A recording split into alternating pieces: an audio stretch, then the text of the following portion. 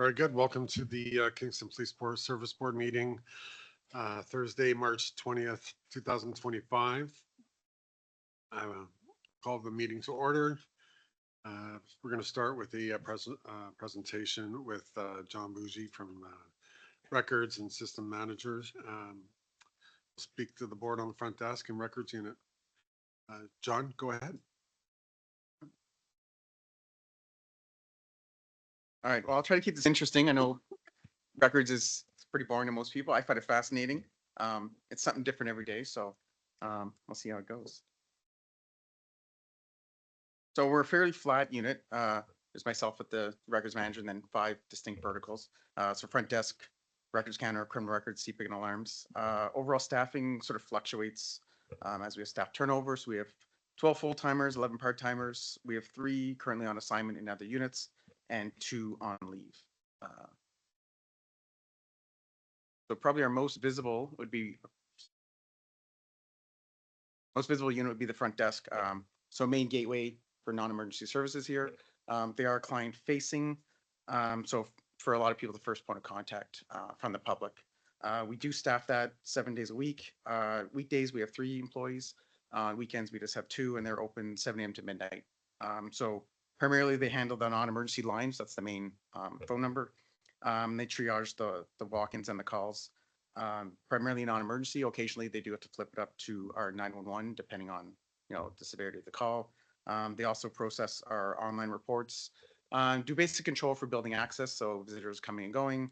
And then they do a bunch of other services. One of the big ones is commissioners of oath. So when officers need to swear to something, they can do that service. And then just overall, as a unit, they have a broad knowledge of the entire organization, as they do handle a massive variety of requests that come in through the front gate. Records counter, also front facing. They're again first port of contact for many of the public. We staff that 8 to 6, and we have 3 full-time employees that sort of rotate through that responsibility. We do 18,000 background checks a year. Again, fluctuates depending on the year. And they do just general intake for record requests and for sort of administrative requests. They also handle our civilian fingerprints, and they do a lot of interagency information exchanges, primarily with background checks, just other services verifying information before they release a criminal record check. Criminal records, this is, they handle our in-house criminal records, so to make sure we have an accurate reflection of what's happened in the courts. We have somebody there 8 to 4 every day. That's just a single employee. And primarily they handle all submissions to the RCMP. So that's fingerprints, mugshots, general descriptors, and dispositions. So whatever happened in court, just to make sure that that's accurate on both sides. And then on the reverse side, they do handle the destructions and record suspensions, formerly known as pardons. So if you've gone through the system, you've done your sentence, and then you want that removed from your record, that's sort of who handles that cleanup. So CPIC, that's the main criminal repository for Canada. And our CPIC operators administer the submissions for that. We have 2 employees. That just because of when court ends, we have a slightly later end date for them. So 8 a.m. to 8 p.m. and that's shared between 2 full-time employees. So they maintain all the entries that go on CPIC. So there's some that are more on the administrative side, which would be lost property, missing persons, and then the criminal side, so pending charges, warrants, that kind of thing. They also reconcile whatever activities the officers have done during the day and whatever's happened in the courts. And they support wash court, which is the weekends and special holidays. So anything critical that comes in that needs to get on CPIC so that officers are aware, they would handle that in the off hours. Alarms and freedom of information. They administer those 2 programs, single full-time employee, and then that's 8 to 4 during the day. So they do a routine disclosures, primarily people coming in for occurrence reports. So get a break and enter or stolen property, and a lot of motor vehicle collision report requests. And they also do some interagency requests. So POR sets police occurrence reports. So other agencies that need a more wholesome report of what has occurred here. So they coordinate that exchange. And then, for example, the firearms office, they do routine follow-ups on individuals' involvements if they have a PAL or that's a firearm license. And then they also reconcile with the monitoring companies any false alarms or activity that happens when requests come in of that nature. Then there's myself, so I oversee records, and really my sort of duties are very much supported by the subunits. I couldn't do my job without them. I am the delegated authority under MFIPA, which is our privacy legislation at the municipal level, which means I do the formal FOI requests and sort of routine requests from the privacy commissioner. I also receive all the court orders and court motions, primarily civil litigation, personal injury, and a lot of family law. That's where both parents, very contentious separations, so the child is assigned a lawyer for their own protection. They can get pretty involved and generally involve a lot of police reports. I also provide end user support for our records management system. So that's the officers and civilians who enter data or can't find data or need to fix something. And then as an organization, stat reports, just general extraction of data, just so we have a picture of what we do, how much we do, and where it's all going. And then a lot of legislative requirements. So the privacy commissioner, there's certain reports we have to send up to them every year. Same with Statistics Canada, coroner's office, just a broad range of just reporting requirements that we're obligated to do. So some of the common tasks, this is just a snapshot that's nowhere near the variety of activities we do. This is just kind of the things that happened this week that I just sort of just listed off. So we do a lot of education to the public. For a lot of people, this would be their first time in a police station. It's just no idea how to go through these processes. Background checks, obviously we do a lot of those. Pardons, for a lot of people, it's overwhelming, and we sort of help them through the process and help guide them to the various agencies they need to go to work the pardons through. We do a lot of data quality on the records management system. Officers under stress, under pressure, just need to get the information in, and then we're there to sort of capture it and make sure it's all correct and coded accordingly. Some of the I spoke to this before, the coordination of exchange between agencies. CAS, we do a lot of CS calls. They're, for me, it's a pretty high priority because the children are pretty vulnerable. A lot of offices of children's lawyer, again, that's where the child is assigned a lawyer for their safety. Insurance companies, almost hourly. A lot of vehicle collision reports. Licensing bodies, that'd be doctors, nurses, teachers, when they've run they've gotten into trouble. Sometimes their licensing bodies need certain information, and landlord tenant board is one that's I've noticed really increasing lately for whatever reason. And then my unit's sort of called upon as the when you don't know where to go or you don't have a body, we often just get pulled to do it. Deputy Gee is really nice to give me the extra work. I really appreciate that. So some of that's so special event logistics. So St. Patty's Day, food services, just running around, getting things where they need to go. Instant command. So if there's a major event, just having somebody there to document what's happening, who's done what, and just so at the end, if anything needs to come out, we have a wholesome, accurate picture of who did what and when. And then again, Commissioner of Oath, that's just for officer support, to swear to various reports.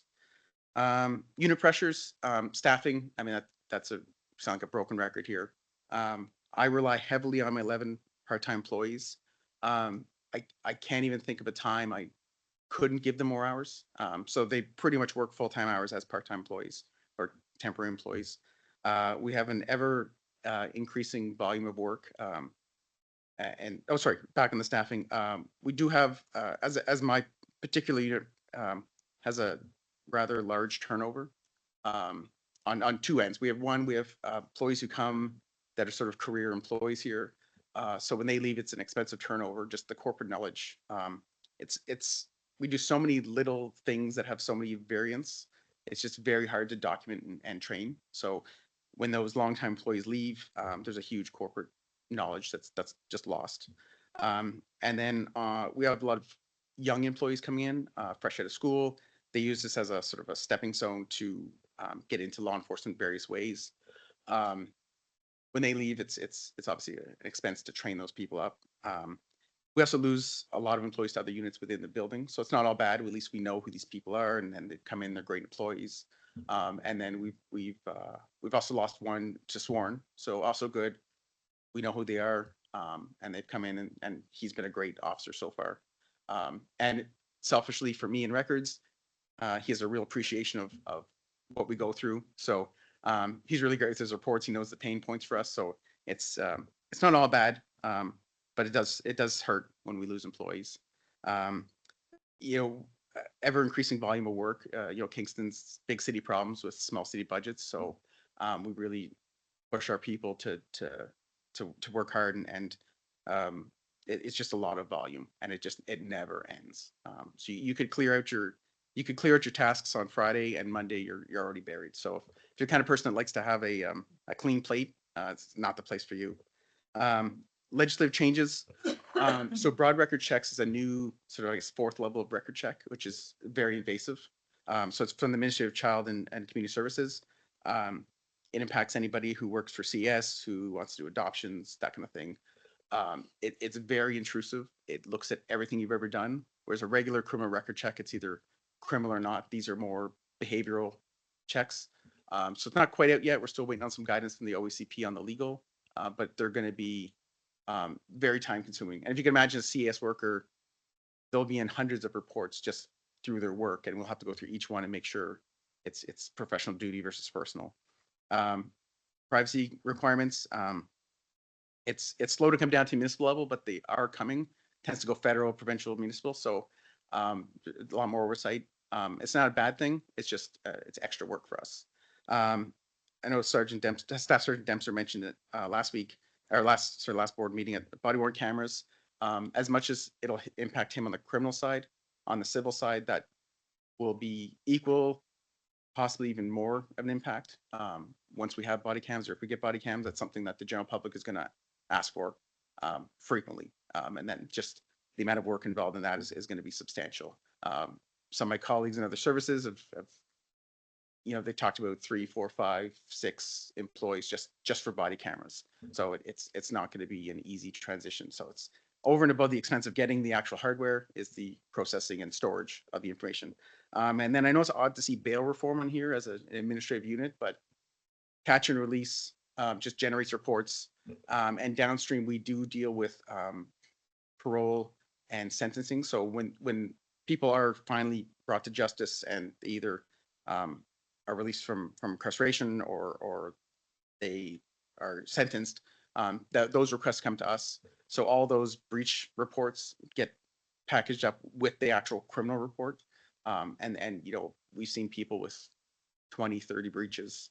So that's, not an insignificant amount of work to go through to package that up for the various agencies we require. So that's pretty much it. I know that doesn't really show all the things we do. We do a lot of one-offs, something like the electrical safety, for example. We've had requests from them for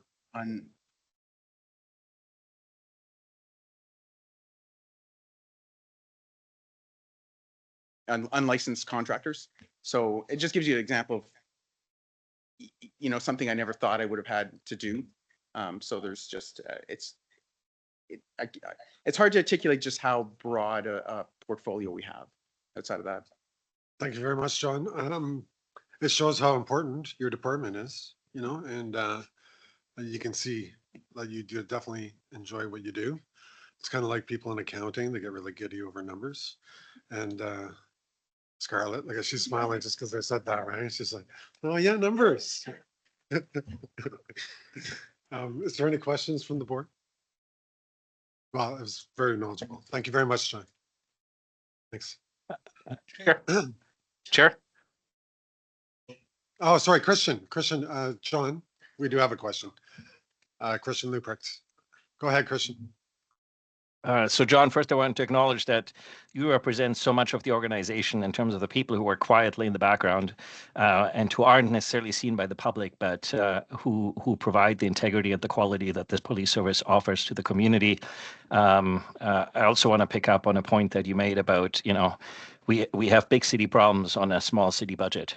And the strain that that leaves on both the uniformed and the civilian members of the organization, and that's I think often lost on the on the public, that the issues aren't anywhere less complex. And John, one thing I hope that you might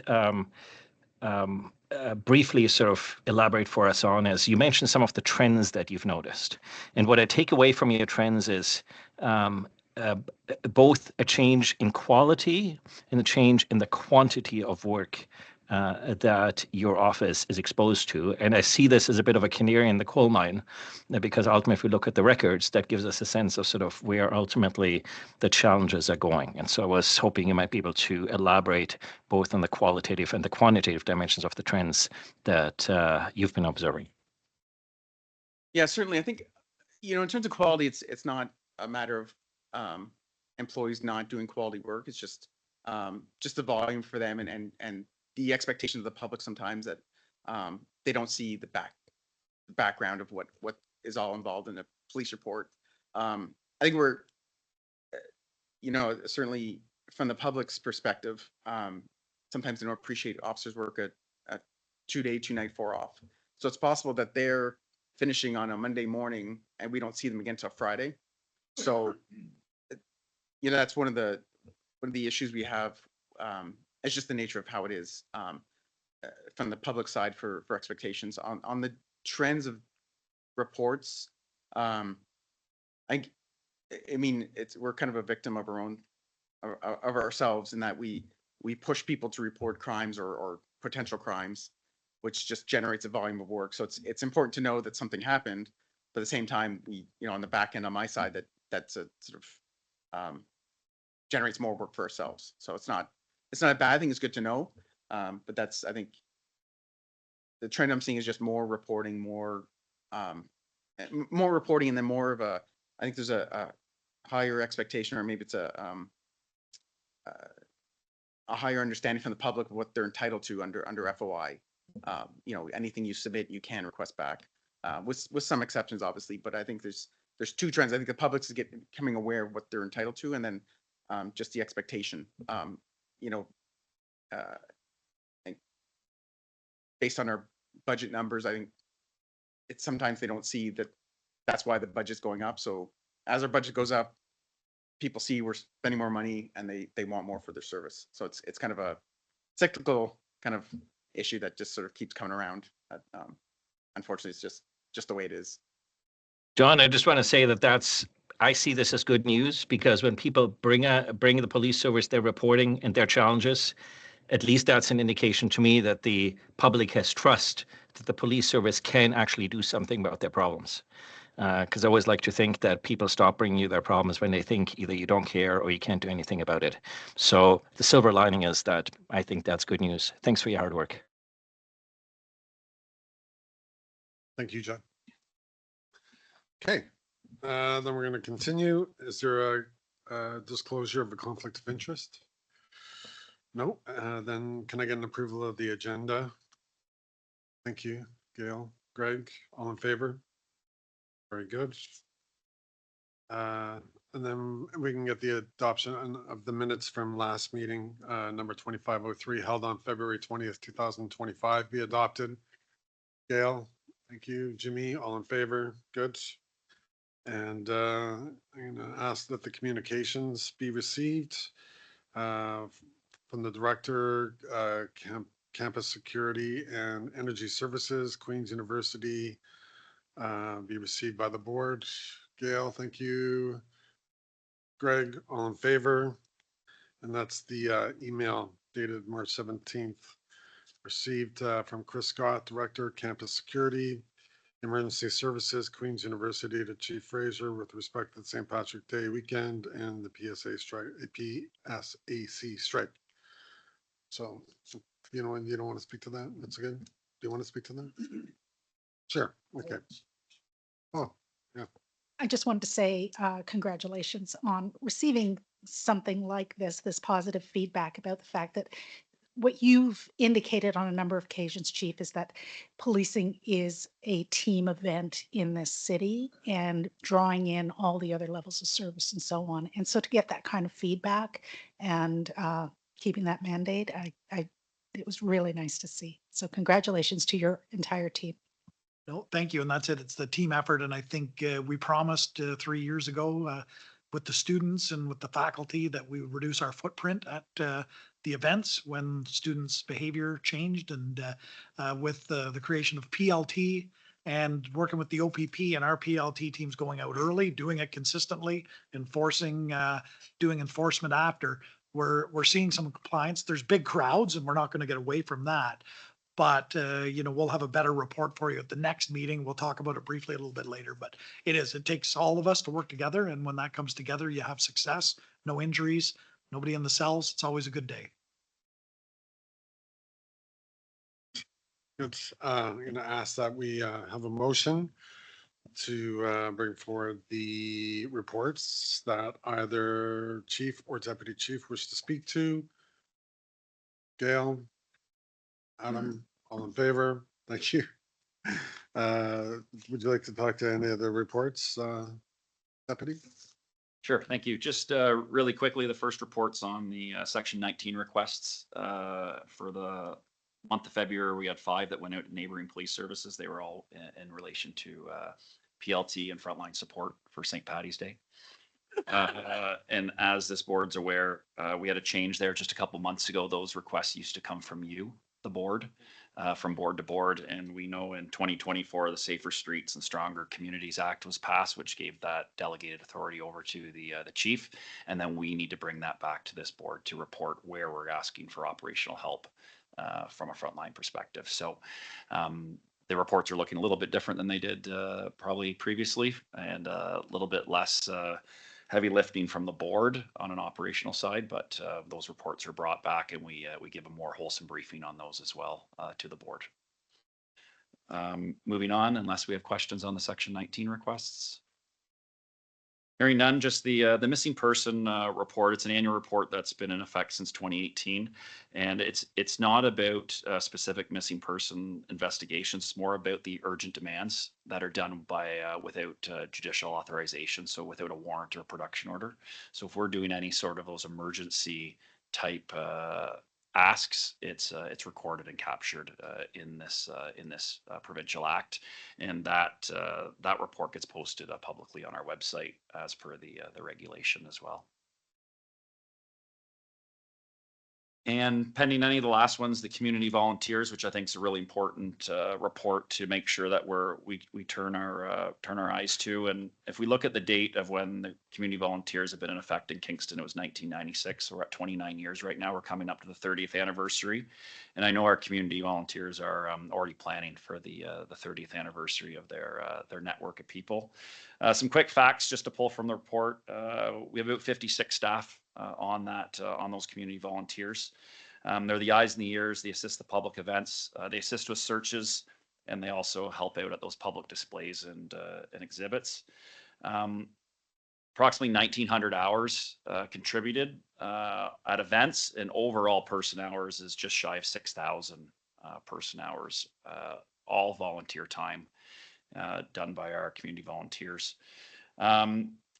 A good partnership that's been created is the Meals on Wheels partnership, a little bit outside the norm, but a need in our community that they needed some help, and our community volunteers jumped on board. So it might not definitely be the more standard approach of community volunteers with policing, but on the community safety and well-being side, on a municipal perspective, it definitely assists with those priority risk areas that the city's identified. Looking at the money side of it, as we know, we budget money in there, and we had a surplus in 2024.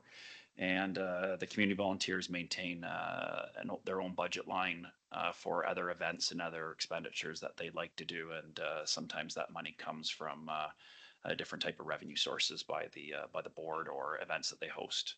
So they do have some money in reserves for them to conduct some of their own initiatives. And just last but not least, the author on that report is our community volunteer coordinator, Chris Phelan. And we were able to attend City Hall as Chris, due to his work in the community, but more specific to the community volunteers, in his dedication of 29 years with them, was awarded the King Charles Coronation Medal at City Hall just a few weeks ago. So a good point for that we have great staff and being recognized out in the community as well. And also, which was not related to his role with the community volunteers, Kevin Offord is a member of our community volunteers. He also received a King Charles Medal for his work with the military. So, you know, we've got quite a rounded crew down there, and we have two from the same group being rewarded for different avenues, all in volunteerism. So dedicated group. Any questions? The award for the King Charles, is that like you get to visit with the king or something like that? Something I read about that? I think we hosted a more local event here in Kingston with our MP and MPP, and I think there was just shy of 30 medals given out for Kingston area, and we did it here locally at City Hall. But King Charles wasn't. There was no meeting, I think, scheduled, but they're giving them out around all the provinces right now. And did you want to say anything about the operational budget? Or is that already in that? Certainly, I know that was an addendum. Scarlett, Scarlett's in the crowd. Do you want to come up and make a couple of comments about the the budget? Not to steal her thunder, but it was a successful year, and that took a lot of people and time and effort and some changes here. But it's a team effort that gets us to where we're at. But I'll let Scarlett make a couple comments on that. Yep. So good afternoon, everyone.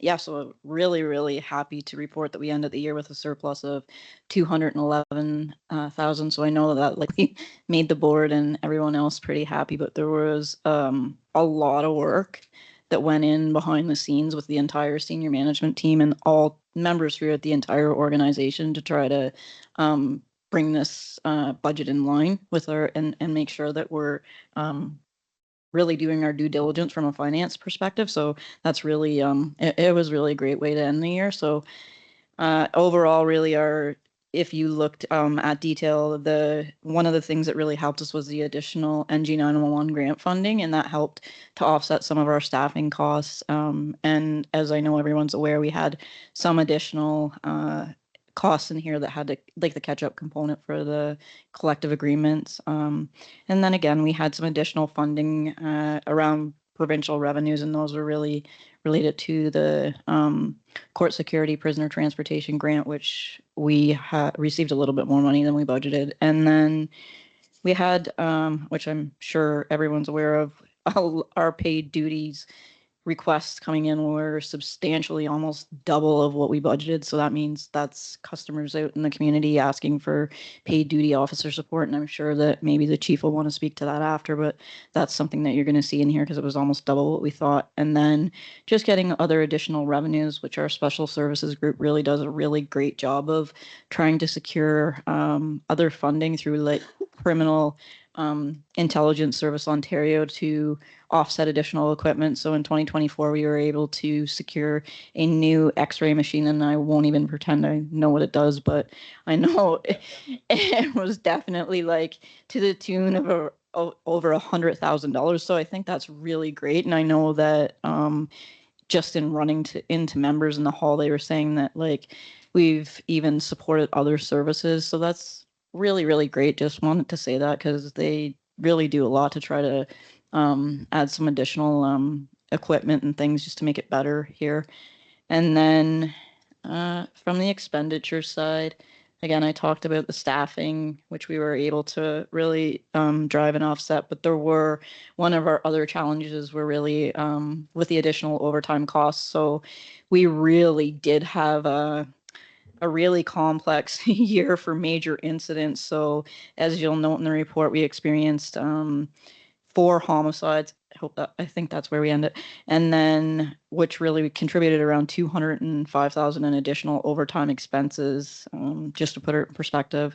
And then we had the overtime costs to police the mass gatherings, which really pretty amazing when you look at the numbers and how much lower they are compared to previous years. And then one of our other great challenges is really around the WSIB premiums. And again, these are so challenging to predict because they're just, we never know when we're going to get another one. So we did exceed by 123,000, but I mean, I felt that we ended the year pretty good with that. And then just absorbing some additional costs really related to the new legislation around the Community and Safety Policing Act. So again, additional training requirements. You're going to see that we had that some increased costs related to that. And then our insurance expenses, again, we're under the City of Kingston's combined insurance premium plan, and the premiums keep going up, which I'm sure is no surprise to anybody, but we are because of the advancements in technology and us adding additional equipment like drones, those are required to be insured. So those are new things that are being added, which again drive up our premiums. And then, yeah, I think that's it for providing an overview, but happy to really answer any questions that anyone may have. Go ahead, Gil. First, I want to say thank you.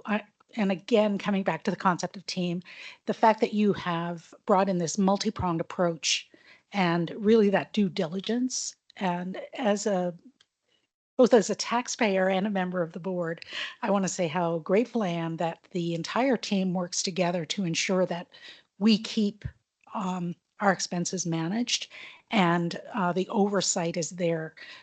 This is probably one of the pivotal points that the public continue to come back at is how are we spending the money and where's the value for money. So the work that you do and the efforts that everybody in the service makes along those lines is critical, both for credibility and for value in the community. So I really just want to say thank you. I'm really looking forward. I hope Greg and I are going to be on the budget team with you this year. So really glad to hear that we're starting in a good place. Very good. Yeah, go ahead. And I know, thank you, Scarlett. It's a lot of work and it is, and there's not without its growing pains, but that's okay. We got a good team to work on new processes and things like that. So that's good. Just a couple of comments. Scarlett brought up paid duties. We had so many that we couldn't even fill them. So the OPP were in helping. But since then, we've also met with the association. Now we have the ability to use special constables. So we're increasing our workforce. So we should be able to meet the demand. Of course, construction season's always difficult around Kingston. So that's it. And I know CISO, which is the Criminal Intelligence Service of Ontario, we play a fairly substantial role with the CISO. We have the operating body, which is the boots on the ground people. The chair is a Kingston member. We have a regional intelligence coordinator for CISO, which is a member of Kingston Police, fully funded position. They work here, but assist everyone in the province with intelligence funding projects. And then I sit on the governing body, which is all the chiefs in Ontario, and I represent Ontario when we have meetings with all of Canada in regards to intelligence and things like that. So Kingston's certainly doing their part, working alongside CISO and our neighboring agency. We do a lot, and in return we get a lot. So Scarlett talked about the X-ray machine, that we have it here, but we will go and help any other agency in Eastern Ontario. So we're really diversifying and dividing the province into quadrants so we can all share that. So not every agency needs it. They know there's one here, boom, we just help them out. So some real interesting stuff going that way. And we're starting to see the benefits. It's just a lot of work. And when we put new processes in, these are the results we want to see at the end. It's just sometimes seems like taking forever to get there. So I appreciate the board's patience as we've been chipping away.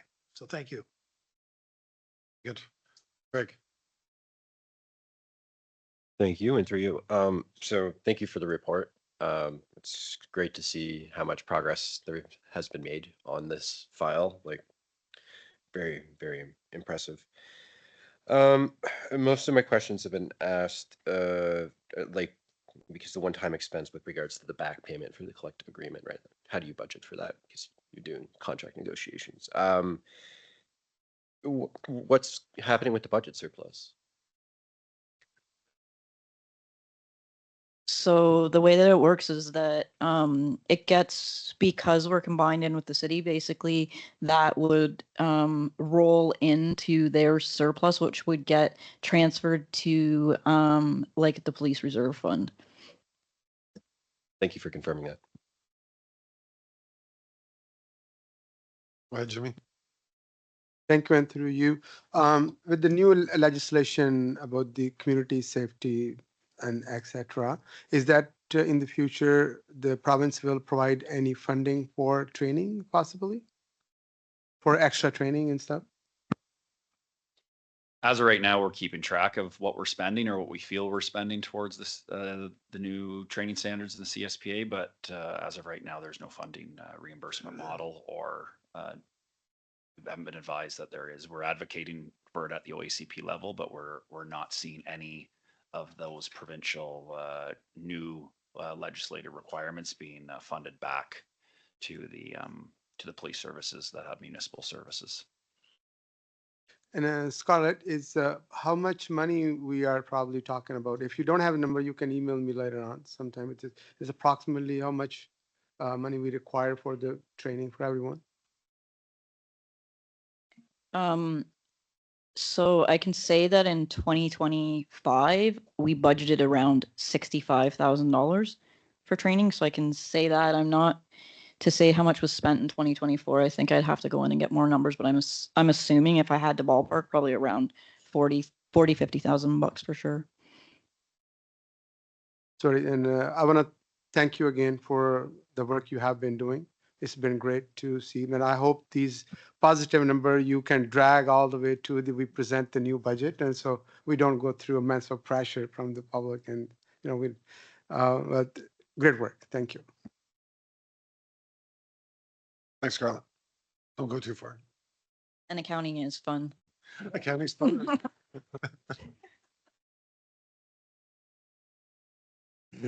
Oh my gosh. Okay, next recommendation reports. So report number 2520, amendments to bylaw number 2401, a bylaw to establish the Kingston Police Services Board Hiring Committee. That the bylaw 2401, a bylaw to establish the Kingston Police Service Board's Hiring Committee is amended. As attached on report 2520 be adopted and enacted immediately upon its passing. Did anyone have any questions? Laura, you're good. All right. Laura's all excited to explain that, but all right. Okay, so can I get a firster and a seconder? Very good. Greg, Adam, all in favor? Thank you. Okay, and then report number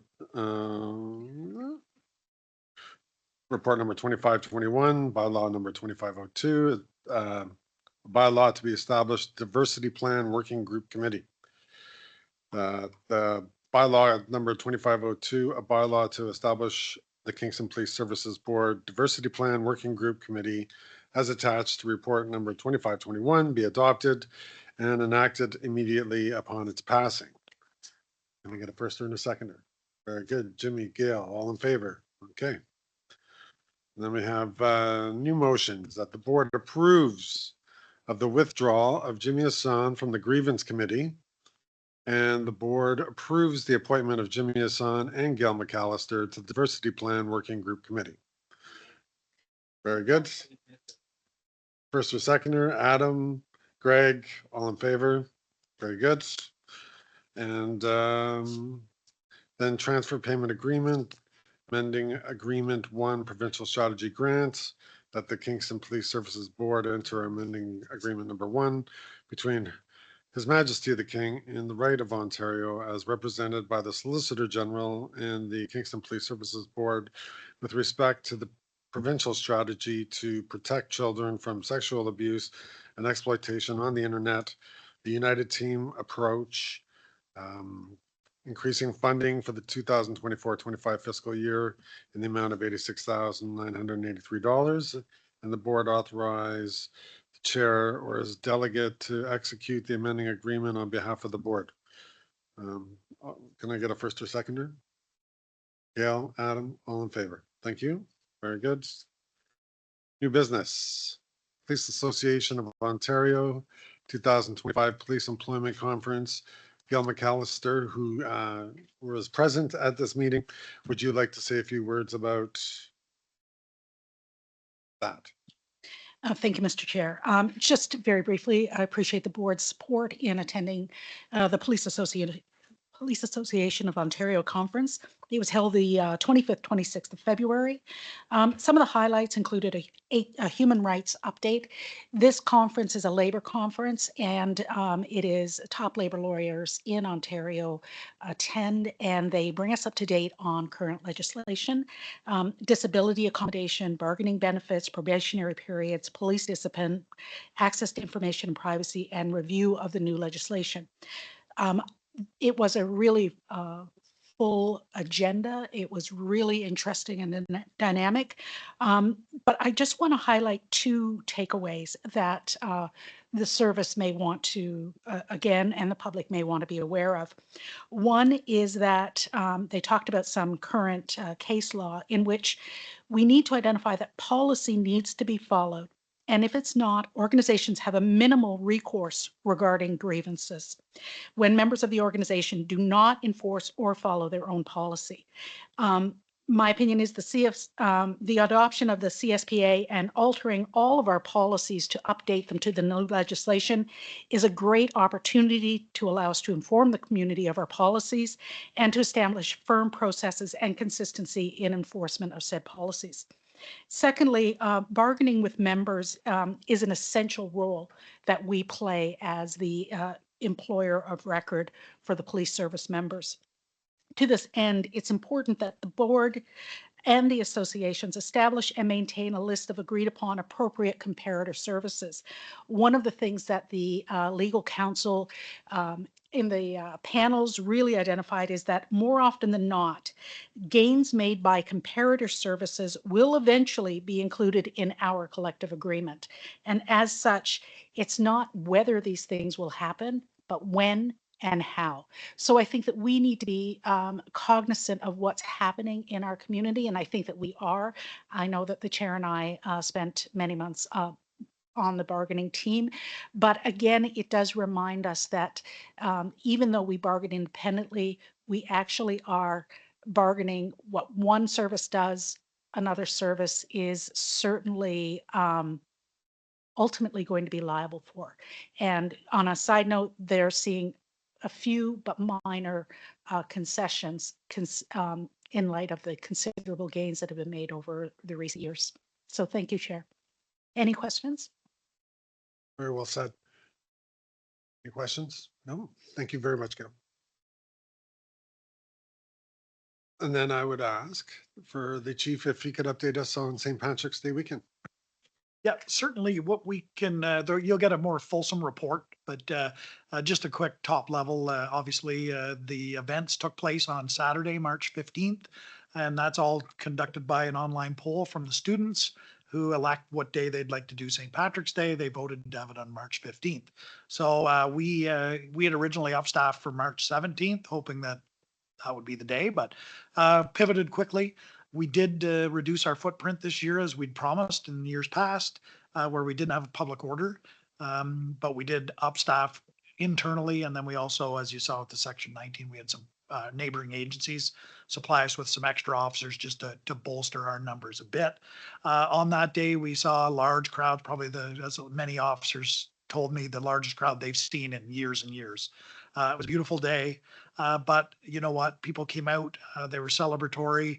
They were following our rules of, no alcohol, beer cans, bottles, and things like that. And that seemed to be one of the bones of contention previously, which has kind of been eliminated, which is good.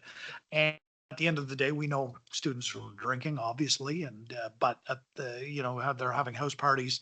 We partnered with all of our community partners, EMS, fire, paramedics, or city bylaw. I mean, so we had all of them with us here in the command post. available to attend out when required. And literally under 100 tickets were issued, I think overall on the day. And we'll get those numbers. We're just tallying all the numbers. So on March 15th, there was a couple of incidents. You saw videos, a guy climbed a tree. He was dealt with immediately upon getting down from the tree safely. And there was just a number of things where people were on roofs and then they're encouraged to get off the roof. But really all in all, a successful day. The students, like I said, there were lots of them. But all in all, everybody was friendly and we didn't see any major issues. So that was great. And then on March 17th, everything was pretty well done on the Saturday. So there were some organized events on Monday evening, bar crawls and things like that. We upstaffed only with a minimum amount of officers and they had no issue and were sent home. And frankly, on March 17th, by early evening, the majority of everyone was sent home. We did keep some people on, but our skeleton crew. So we should see substantial savings for this event. And like I said, it's it's a bit of a risk, and I appreciate it because I know I came to the board discussing. I have some concerns as the chief. It falls on my shoulders, but in speaking with our team who put it together, that they were confident that we're in a good spot where we can maybe start cutting ties from the way we used to do it and try something new. And what we're doing is trying something new that was done years and years ago. So we're just bringing it back. But for the team who put it all together, like I say, we're incident commanders and the event commander, and we have still the city to run. So all of the people putting the logistics to it and stuff, we'll have a more formal report for you. But on a high level, all in all, it was a success. I know there's some people who've expressed their concerns that there was a party and that there was noise and that there's people. Yeah, but we just 100 officers. There's no way to manage individually 5,000-6,000 people. But at the end of the day, working with our other partners, we're able to, hey, issue some tickets and tell people. And our PLT team is our biggest asset. That's huge. And we rely on the OPP to assist us with that, plus our trained staff, force multiplier, and then Queen's cooperating, letting us on Queen's property, being able to go to the dorms, being able to go to the lunchroom, being able to interact with the students. Years ago, that wasn't allowed. And now the message is getting across and the students understand. And they're like, hey, that's all we needed to know. We were kind of confused before. Now they know. And like I say, it's very friendly. It's good to see. So I can't take credit for any of it, but what I can do is on behalf of the team that did it, I can say thank you to all of them because they're the ones that deserve all the credit. So it's great. Great to see. Thank you. Jimmy, you have a question? No question, but a comment. Is that okay? Through you, Mr. Chair. Thank you very much. I want to thank you, Deputy Chief Skarki, and also the chief for giving me the opportunity. I visited myself the place. I visit the command center as well, and I see something is different than previous year. I met a couple of officers on the road while I was away from you. You was on the other street. So I asked them if there's any concern, any issue. They was no, things are good. They was happy. And I met few students at my business as well, and they was there to, and I asked them, how was the event? And they say, it was good. I said, did police behave? They said, oh my God, they was very friendly. And also, I want to congratulate the entire team, the Kingston Police and all the support we got from the other cities and municipalities for doing a great job. I think that's the right way to do it. People are very comfortable now. Even the neighbors, I talked to a few myself over the last couple of days, and I think it's a good strategy. And I want to thank you very much for both of you and the team entirely to putting the work together. And it was good to see all 3 or 4 departments working together, city bylaws and emergency services and the police. I think it's a great effort, but thank you very much for that. Just want to appreciate it. Thank you, Jimmy. Okay, then I think it's time we move in camera. Can I get a first or seconder? Very good, Gail, Greg, all in favor? And I think we're going to take a 10-minute break because there's something we have to read. Okay, thank you.